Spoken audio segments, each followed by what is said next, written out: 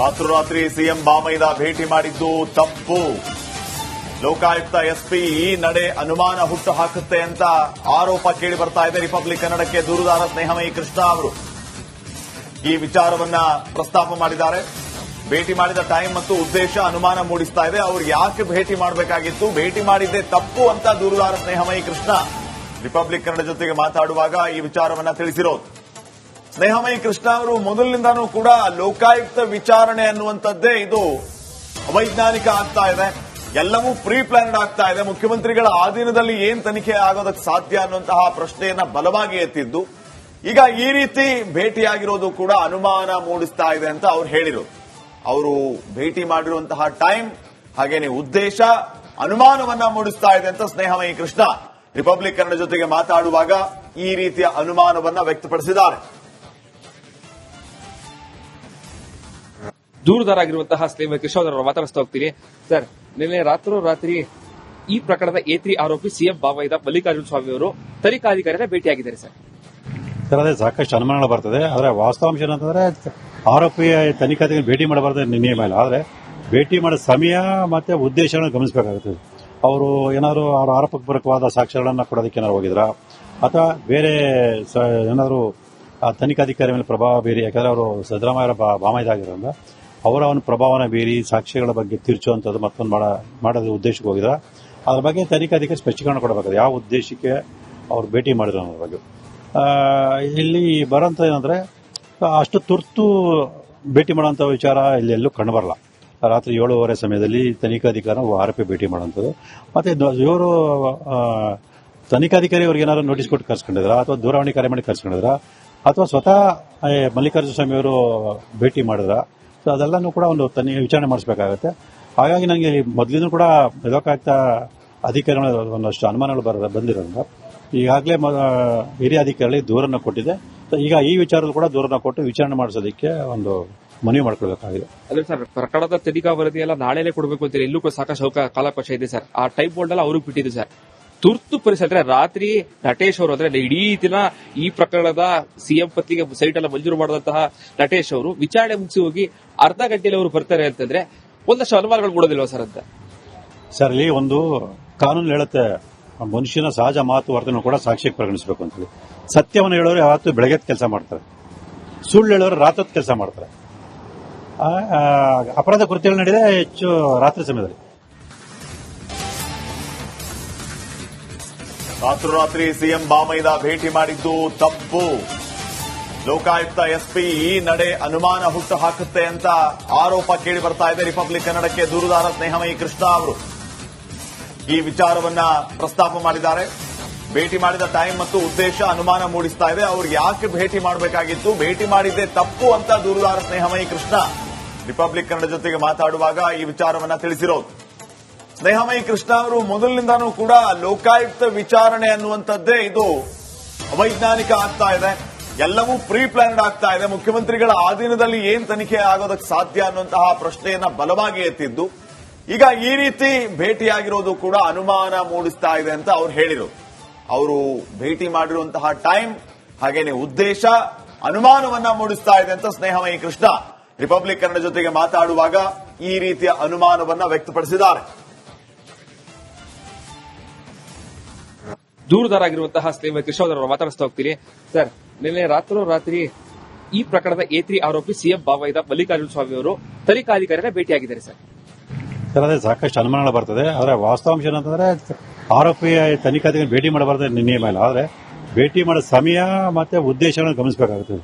ಅವರು ಏನಾದ್ರು ಅವರ ಆರೋಪಕ್ಕೆ ಪೂರಕವಾದ ಸಾಕ್ಷ್ಯಗಳನ್ನು ಕೊಡೋದಕ್ಕೆ ಏನಾದ್ರು ಹೋಗಿದ್ರಾ, ಅಥವಾ ಬೇರೆ ಏನಾದ್ರು ಆ ತನಿಖಾಧಿಕಾರಿ ಮೇಲೆ ಪ್ರಭಾವ ಬೀರಿ, ಯಾಕಂದ್ರೆ ಅವರು ಸಿದ್ದರಾಮಯ್ಯ ಬಾಮೈದಾಗಿರೋದ್ರಿಂದ ಅವರ ಒಂದು ಪ್ರಭಾವನ ಬೀರಿ ಸಾಕ್ಷ್ಯಗಳ ಬಗ್ಗೆ ತಿರ್ಚುವಂಥದ್ದು ಮತ್ತೊಂದು ಮಾಡೋದು ಉದ್ದೇಶಕ್ಕೆ ಹೋಗಿದ್ರ ಅದ್ರ ಬಗ್ಗೆ ತನಿಖಾಧಿಕಾರಿ ಸ್ಪಷ್ಟೀಕರಣ ಕೊಡಬೇಕಾದ್ರೆ ಯಾವ ಉದ್ದೇಶಕ್ಕೆ ಅವ್ರು ಭೇಟಿ ಮಾಡಿದ್ರು ಅನ್ನೋದ್ರ ಬಗ್ಗೆ. ಇಲ್ಲಿ ಬರೋಂಥ ಏನಂದ್ರೆ ಅಷ್ಟು ತುರ್ತು ಭೇಟಿ ಮಾಡೋಂಥ ವಿಚಾರ ಇಲ್ಲಿ ಎಲ್ಲೂ ಕಂಡುಬರಲ್ಲ. ರಾತ್ರಿ 7:30 ಸಮಯದಲ್ಲಿ ತನಿಖಾಧಿಕಾರಿ ಆರೋಪಿ ಭೇಟಿ ಮಾಡೋಂಥದ್ದು. ಮತ್ತೆ ಇವರು ತನಿಖಾಧಿಕಾರಿ ಅವ್ರಿಗೆ ಏನಾದ್ರು ನೋಟಿಸ್ ಕೊಟ್ಟು ಕರ್ಸ್ಕೊಂಡಿದ್ರ, ಅಥವಾ ದೂರವಾಣಿ ಕರೆ ಮಾಡಿ ಕರ್ಸ್ಕೊಂಡಿದ್ರ, ಅಥವಾ ಸ್ವತಃ ಮಲ್ಲಿಕಾರ್ಜುನ ಸ್ವಾಮಿ ಅವರು ಭೇಟಿ ಮಾಡಿದ್ರ, ಸೊ ಅದೆಲ್ಲನೂ ಕೂಡ ಒಂದು ವಿಚಾರಣೆ ಮಾಡಿಸಬೇಕಾಗುತ್ತೆ. ಹಾಗಾಗಿ ನನಗೆ ಮೊದಲಿನೂ ಕೂಡ ಲೋಕಾಯುಕ್ತ ಅಧಿಕಾರಿಗಳ ಒಂದಷ್ಟು ಅನುಮಾನಗಳು ಬಂದಿರೋದ್ರಿಂದ ಈಗಾಗಲೇ ಹಿರಿಯ ಅಧಿಕಾರಿಗಳಿಗೆ ದೂರನ್ನ ಕೊಟ್ಟಿದೆ. ಈಗ ಈ ವಿಚಾರದಲ್ಲಿ ಕೂಡ ದೂರನ್ನ ಕೊಟ್ಟು ವಿಚಾರಣೆ ಮಾಡಿಸೋದಕ್ಕೆ ಒಂದು ಮನವಿ ಮಾಡ್ಕೊಳ್ಬೇಕಾಗಿದೆ. ಅದೇ ಸರ್, ಪ್ರಕರಣದ ತನಿಖಾ ವರದಿ ಎಲ್ಲ ನಾಳೆನೇ ಕೊಡಬೇಕು ಅಂತೀರಿ. ಇಲ್ಲೂ ಸಾಕಷ್ಟು ಕಾಲಾವಕಾಶ ಇದೆ ಸರ್. ಆ ಟೈಪ್ ಬೋರ್ಡ್ ಎಲ್ಲ ಅವ್ರಿಗೆ ಬಿಟ್ಟಿದೆ ಸರ್. ತುರ್ತು ಪರಿಸ್ಥಿತಿ ರಾತ್ರಿ ನಟೇಶ್ ಅವರು ಅಂದ್ರೆ ಇಡೀ ದಿನ ಈ ಪ್ರಕರಣದ ಸಿಎಂ ಪತ್ನಿಗೆ ಸೈಟ್ ಎಲ್ಲ ಮಂಜೂರು ಮಾಡಿದಂತಹ ನಟೇಶ್ ಅವರು ವಿಚಾರಣೆ ಮುಗಿಸಿ ಹೋಗಿ ಅರ್ಧ ಗಂಟೆಯಲ್ಲಿ ಅವರು ಬರ್ತಾರೆ ಅಂತಂದ್ರೆ ಒಂದಷ್ಟು ಅನುಮಾನಗಳು ಮೂಡೋದಿಲ್ವಾ ಸರ್ ಅಂತ? ಸರ್, ಇಲ್ಲಿ ಒಂದು ಕಾನೂನು ಹೇಳುತ್ತೆ, ಮನುಷ್ಯನ ಸಹಜ ಮಾತು ವರ್ತನೆ ಕೂಡ ಸಾಕ್ಷಿಗೆ ಪರಿಗಣಿಸಬೇಕು ಅಂತ ಹೇಳಿ. ಸತ್ಯವನ್ನು ಹೇಳೋರು ಯಾವತ್ತು ಬೆಳಗ್ಗೆ ಕೆಲಸ ಮಾಡ್ತಾರೆ, ಸುಳ್ಳು ಹೇಳೋರು ರಾತ್ರಿ ಕೆಲಸ ಮಾಡ್ತಾರೆ. ಅಪರಾಧ ಕೃತ್ಯಗಳು ನಡೆದೇ ಹೆಚ್ಚು ರಾತ್ರಿ ಸಮಯದಲ್ಲಿ. ರಾತ್ರೋರಾತ್ರಿ ಸಿಎಂ ಬಾಮೈದ ಭೇಟಿ ಮಾಡಿದ್ದು ತಪ್ಪು. ಲೋಕಾಯುಕ್ತ ಎಸ್ಪಿ ಈ ನಡೆ ಅನುಮಾನ ಹುಟ್ಟು ಹಾಕುತ್ತೆ ಅಂತ ಆರೋಪ ಕೇಳಿ ಬರ್ತಾ ಇದೆ. ರಿಪಬ್ಲಿಕ್ ಕನ್ನಡಕ್ಕೆ ದೂರುದಾರ ಸ್ನೇಹಮಯಿ ಕೃಷ್ಣ ಅವರು ಈ ವಿಚಾರವನ್ನ ಪ್ರಸ್ತಾಪ ಮಾಡಿದ್ದಾರೆ. ಭೇಟಿ ಮಾಡಿದ ಟೈಮ್ ಮತ್ತು ಉದ್ದೇಶ ಅನುಮಾನ ಮೂಡಿಸ್ತಾ ಇದೆ. ಅವರು ಯಾಕೆ ಭೇಟಿ ಮಾಡಬೇಕಾಗಿತ್ತು, ಭೇಟಿ ಮಾಡಿದ್ದೆ ತಪ್ಪು ಅಂತ ದೂರುದಾರ ಸ್ನೇಹಮಯಿ ಕೃಷ್ಣ ರಿಪಬ್ಲಿಕ್ ಕನ್ನಡ ಜೊತೆಗೆ ಮಾತಾಡುವಾಗ ಈ ವಿಚಾರವನ್ನ ತಿಳಿಸಿರೋದು. ಸ್ನೇಹಮಯಿ ಕೃಷ್ಣ ಅವರು ಮೊದಲಿನಿಂದಾನೂ ಕೂಡ ಲೋಕಾಯುಕ್ತ ವಿಚಾರಣೆ ಅನ್ನುವಂಥದ್ದೇ ಇದು ಅವೈಜ್ಞಾನಿಕ ಆಗ್ತಾ ಇದೆ, ಎಲ್ಲವೂ ಪ್ರೀ ಪ್ಲಾನ್ಡ್ ಆಗ್ತಾ ಇದೆ, ಮುಖ್ಯಮಂತ್ರಿಗಳ ಆಧೀನದಲ್ಲಿ ಏನ್ ತನಿಖೆ ಆಗೋದಕ್ಕೆ ಸಾಧ್ಯ ಅನ್ನುವಂತಹ ಪ್ರಶ್ನೆಯನ್ನ ಬಲವಾಗಿ ಎತ್ತಿದ್ದು. ಈಗ ಈ ರೀತಿ ಭೇಟಿಯಾಗಿರೋದು ಕೂಡ ಅನುಮಾನ ಮೂಡಿಸ್ತಾ ಇದೆ ಅಂತ ಅವ್ರು ಹೇಳಿರೋದು. ಅವರು ಭೇಟಿ ಮಾಡಿರುವಂತಹ ಟೈಮ್ ಹಾಗೇನೆ ಉದ್ದೇಶ ಅನುಮಾನವನ್ನ ಮೂಡಿಸ್ತಾ ಇದೆ ಅಂತ ಸ್ನೇಹಮಯಿ ಕೃಷ್ಣ ರಿಪಬ್ಲಿಕ್ ಕನ್ನಡ ಜೊತೆಗೆ ಮಾತಾಡುವಾಗ ಈ ರೀತಿಯ ಅನುಮಾನವನ್ನ ವ್ಯಕ್ತಪಡಿಸಿದ್ದಾರೆ. ದೂರುದಾರಾಗಿರುವಂತಹ ಸ್ನೇಹಿತ ಕೃಷ್ಣ ಅವರನ್ನು ಮಾತಾಡಿಸ್ತಾ ಹೋಗ್ತೀನಿ. ಸರ್, ನಿನ್ನೆ ರಾತ್ರಿ ಈ ಪ್ರಕರಣದ A3 ಆರೋಪಿ ಸಿಎಂ ಬಾಮೈದ ಮಲ್ಲಿಕಾರ್ಜುನ ಸ್ವಾಮಿ ಅವರು ತನಿಖಾಧಿಕಾರಿನ ಭೇಟಿಯಾಗಿದ್ದಾರೆ ಸರ್. ಅದೇ ಸಾಕಷ್ಟು ಅನುಮಾನಗಳು ಬರ್ತದೆ. ಆದರೆ ವಾಸ್ತವಾಂಶ ಏನಂತಂದ್ರೆ ಆರೋಪಿಯ ತನಿಖಾಧಿಕಾರಿ ಭೇಟಿ ಮಾಡಬಾರ್ದು ನಿಯಮ ಇಲ್ಲ. ಆದರೆ ಭೇಟಿ ಮಾಡೋ ಸಮಯ ಮತ್ತೆ ಉದ್ದೇಶಗಳನ್ನು ಗಮನಿಸಬೇಕಾಗುತ್ತದೆ. ಅವರು ಏನಾದ್ರು ಅವರ ಆರೋಪಕ್ಕೆ ಪೂರಕವಾದ ಸಾಕ್ಷ್ಯಗಳನ್ನು ಕೊಡೋದಕ್ಕೆ ಏನಾದ್ರು ಹೋಗಿದ್ರಾ, ಅಥವಾ ಬೇರೆ ಏನಾದ್ರು ಆ ತನಿಖಾಧಿಕಾರಿ ಮೇಲೆ ಪ್ರಭಾವ ಬೀರಿ, ಯಾಕಂದ್ರೆ ಅವರು ಸಿದ್ದರಾಮಯ್ಯ ಬಾಮೈದ ಆಗಿರೋದ್ರಿಂದ ಅವರ ಒಂದು ಪ್ರಭಾವನ ಬೀರಿ ಸಾಕ್ಷ್ಯಗಳ ಬಗ್ಗೆ ತಿರ್ಚುವಂಥದ್ದು ಮತ್ತೊಂದು ಮಾಡೋದು ಉದ್ದೇಶಕ್ಕೆ ಹೋಗಿದ್ರ, ಅದ್ರ ಬಗ್ಗೆ ತನಿಖಾಧಿಕಾರಿ ಸ್ಪಷ್ಟೀಕರಣ ಕೊಡಬೇಕಾದ್ರೆ ಯಾವ ಉದ್ದೇಶಕ್ಕೆ ಅವ್ರು ಭೇಟಿ ಮಾಡಿದ್ರು ಅನ್ನೋದ್ರ ಬಗ್ಗೆ.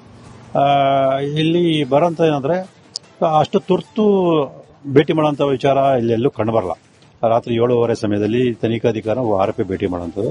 ಮತ್ತೆ ಇವರು ತನಿಖಾಧಿಕಾರಿ ಅವ್ರಿಗೆ ಏನಾದ್ರು ನೋಟಿಸ್ ಕೊಟ್ಟು ಕರ್ಸ್ಕೊಂಡಿದ್ರ, ಅಥವಾ ದೂರವಾಣಿ ಕರೆ ಮಾಡಿ ಕರ್ಸ್ಕೊಂಡಿದ್ರ, ಅಥವಾ ಸ್ವತಃ ಮಲ್ಲಿಕಾರ್ಜುನ ಸ್ವಾಮಿ ಅವರು ಭೇಟಿ ಮಾಡಿದ್ರ, ಸೊ ಅದೆಲ್ಲನೂ ಕೂಡ ಒಂದು ವಿಚಾರಣೆ ಮಾಡಿಸಬೇಕಾಗತ್ತೆ. ಹಾಗಾಗಿ ನನಗೆ ಮೊದಲಿನೂ ಕೂಡ ಲೋಕಾಯುಕ್ತ ಅಧಿಕಾರಿಗಳು ಒಂದಷ್ಟು ಅನುಮಾನಗಳು ಬಂದಿರೋದ್ರಿಂದ ಈಗಾಗಲೇ ಹಿರಿಯ ಅಧಿಕಾರಿಗಳಿಗೆ ದೂರನ್ನ ಕೊಟ್ಟಿದೆ. ಈಗ ಈ ವಿಚಾರದಲ್ಲಿ ಕೂಡ ದೂರನ್ನ ಕೊಟ್ಟು ವಿಚಾರಣೆ ಮಾಡಿಸೋದಕ್ಕೆ ಒಂದು ಮನವಿ ಮಾಡ್ಕೊಳ್ಬೇಕಾಗಿದೆ. ಅದೇ ಸರ್, ಪ್ರಕರಣದ ತನಿಖಾ ವರದಿ ಎಲ್ಲ ನಾಳೆನೇ ಕೊಡಬೇಕು ಅಂತೀರಿ. ಇಲ್ಲೂ ಸಾಕಷ್ಟು ಕಾಲಾವಕಾಶ ಇದೆ ಸರ್. ಆ ಟೈಪ್ ಬೋರ್ಡ್ ಎಲ್ಲ ಅವ್ರಿಗೆ ಬಿಟ್ಟಿದೆ ಸರ್. ತುರ್ತು ಪರಿಸ್ಥಿತಿ ರಾತ್ರಿ ನಟೇಶ್ ಅವರು ಅಂದ್ರೆ ಇಡೀ ದಿನ ಈ ಪ್ರಕರಣದ ಸಿಎಂ ಪತ್ನಿಗೆ ಸೈಟ್ ಎಲ್ಲ ಮಂಜೂರು ಮಾಡಿದಂತಹ ನಟೇಶ್ ಅವರು ವಿಚಾರಣೆ ಮುಗಿಸಿ ಹೋಗಿ ಅರ್ಧ ಗಂಟೆಯಲ್ಲಿ ಅವರು ಬರ್ತಾರೆ ಅಂತಂದ್ರೆ ಒಂದಷ್ಟು ಅನುಮಾನಗಳು ಮೂಡೋದಿಲ್ವಾ ಸರ್ ಅಂತ? ಸರ್, ಇಲ್ಲಿ ಒಂದು ಕಾನೂನು ಹೇಳುತ್ತೆ, ಮನುಷ್ಯನ ಸಹಜ ಮಾತು ವರ್ತನೆ ಕೂಡ ಸಾಕ್ಷಿಗೆ ಪರಿಗಣಿಸಬೇಕು ಅಂತ ಹೇಳಿ. ಸತ್ಯವನ್ನು ಹೇಳೋರು ಯಾವತ್ತು ಬೆಳಗ್ಗೆ ಕೆಲಸ ಮಾಡ್ತಾರೆ, ಸುಳ್ಳು ಹೇಳೋರು ರಾತ್ರಿ ಕೆಲಸ ಮಾಡ್ತಾರೆ. ಅಪರಾಧ ಕೃತ್ಯಗಳು ನಡೆದೇ ಹೆಚ್ಚು ರಾತ್ರಿ ಸಮಯದಲ್ಲಿ.